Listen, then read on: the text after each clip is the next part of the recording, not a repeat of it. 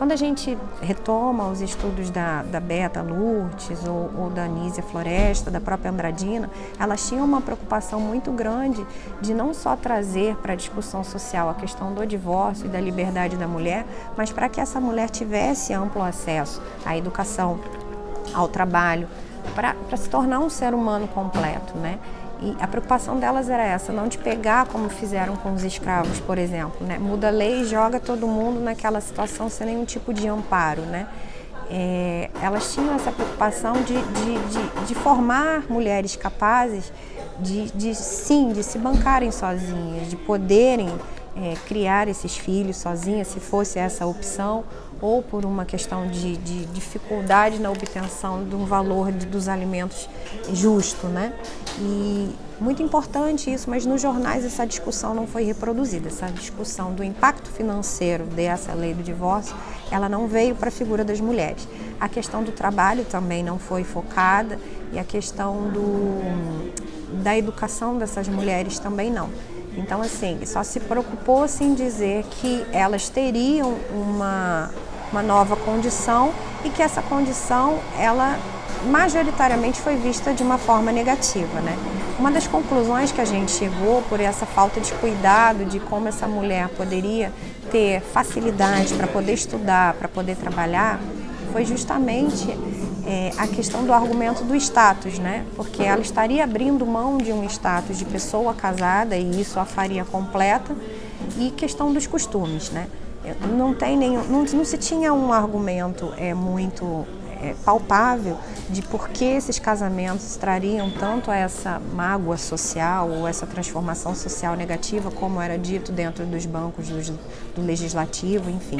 Eram suposições, na verdade, que nenhum fato foi trazido de verdade para a imprensa, né, para as folhas dos jornais, mas a justificativa era sempre essa, questões de status e questões de costumes daquelas mulheres, né? Elas deveriam se manter casadas e porque assim seriam respeitadas e assim eram vistas como pessoas, reconhecidas como pessoas socialmente, o que o divórcio tiraria delas, né? Se trabalhava muito com essa forma de susto, digamos assim, né?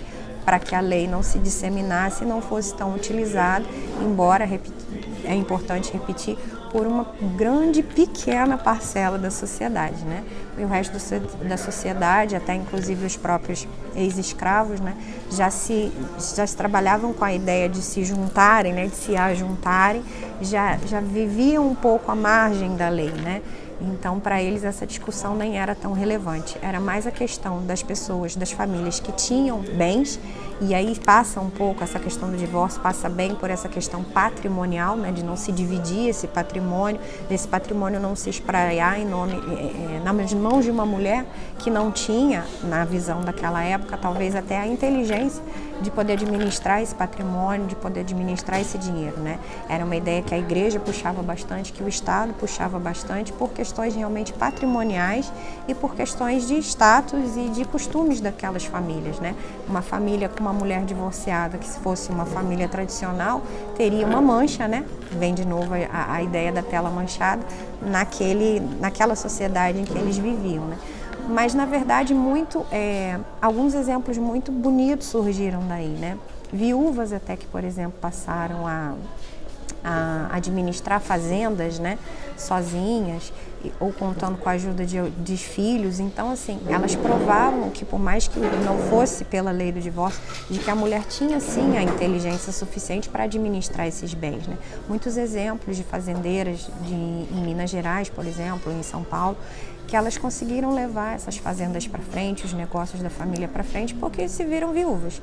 Então, quem se viu viúva teve essa força e quem se via divorciada não teria por que não ter essa força, né? Não tem um dado objetivo de trazer essa incapacidade da mulher para essa administração dos bens, né? Essa discussão, então, realmente ela não foi muito para frente, não focalizamos isso na nossa pesquisa e realmente era um argumento de status e de costumes, né? E tá aí, a palhinha do livro é essa. Convido vocês para lerem. Um prazer enorme coloco um e-mail à disposição, se precisar, de contato, para a gente discutir essas ideias e que, na verdade, ela é muito presente hoje em dia, né? Por essa questão da gente discutir a figura da mulher, o feminicídio e todas essas questões sociais muito recentes. A gente está falando de coisas que aconteceram 100 anos atrás, de uma nova roupagem dentro de uma nova sociedade, que é a nossa sociedade de hoje. Mas o problema, latentemente, ele ainda está aí, né?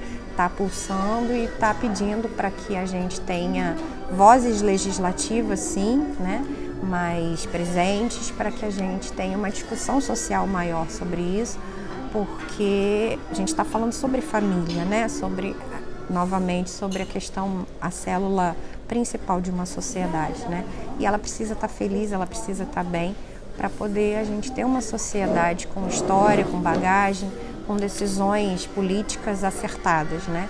E é o Estado se retroalimentando da família, a família se retroalimentando do Estado, né? É o mesmo cenário, na verdade. A gente muda um pouco as discussões e a realidade social, tá bem? Espero contar com vocês. Obrigada.